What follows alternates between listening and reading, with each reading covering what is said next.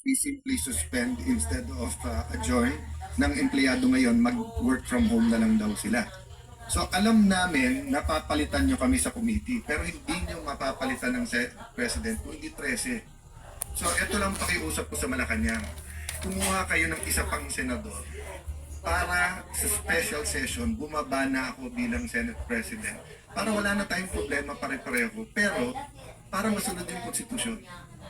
Kung pwede lang, Senator Amy, na bumaba ako today, Chairman, Senator Robin, gusto ko nang bumaba today as Senate President. Ang problema, I have a duty to the Filipino people and to the Philippine Constitution. Ang nakalagay, until your successor is elected. Hindi pa tayo nag-elect ng successor. So, SAA, Secretariat, lahat ng empleyado, I'm sorry to put this on you. Not at the penalty of dismissal or cases. Hindi po ako ganun magtrabaho. Konsensya nyo. Alam nyo ang batas. Sino ang susundin nyo?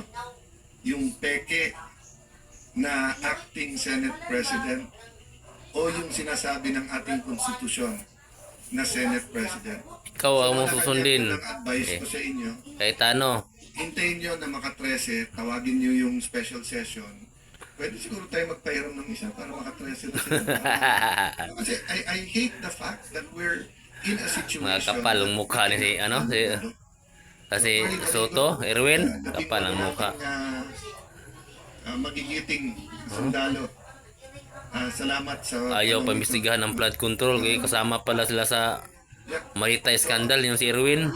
Saka kasi Ping Lacson.